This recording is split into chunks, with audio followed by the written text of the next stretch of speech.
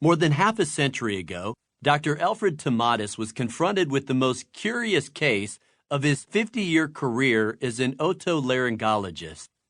A renowned opera singer had mysteriously lost his ability to hit certain notes even though those notes were well within his vocal range.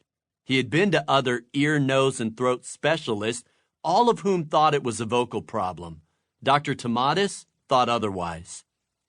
Using a sonometer, Dr. Tomatis discovered that even an average opera singer produces 140 decibel sound waves at a meter's distance. That's slightly louder than a military jet taking off from an aircraft carrier. And the sound is even louder inside one's skull. That discovery led to a diagnosis. The opera singer had been deafened by the sound of his own voice. Selective muteness was caused by selective deafness. If you can't hear a note, you can't sing that note. In Dr. Tomatis' words, the voice can only reproduce what the ear can hear. The French Academy of Medicine dubbed it the Tomatis effect. I'm guessing you, like me, have your fair share of problems, and your problem-solving techniques might be as effective as mine, which isn't very.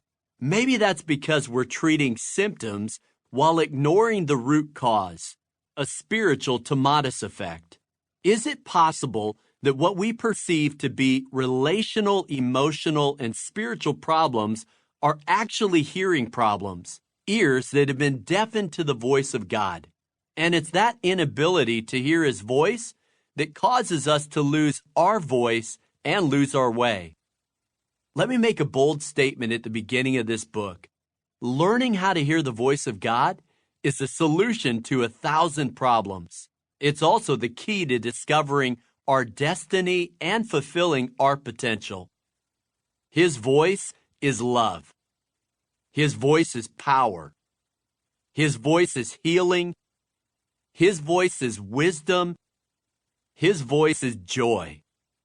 If your life is off-key, maybe it's because you've been deafened by the negative self-talk that doesn't let God get a word in edgewise. Maybe you've listened to the voice of criticism so long, you can't believe anything else about yourself. Or maybe it's the enemy's voice of condemnation that speaks lies about who you really are. If you don't silence those competing voices, they'll eventually deafen you. You won't be able to sing God's song because you won't be able to hear His voice. Is God's voice the loudest voice in your life? That's the question. If the answer is no, that's the problem. We live in a culture where everyone wants to have his or her voice heard, but has so little to say. And that's because we do so little listening, especially to God. The best way to get people to listen to us is for us to listen to God. Why? Because we'll have something to say that is worth hearing. Ultimately, all of us need to find our voice. And by voice, I mean the unique message God wants to speak through our lives. But finding our voice starts with hearing His voice.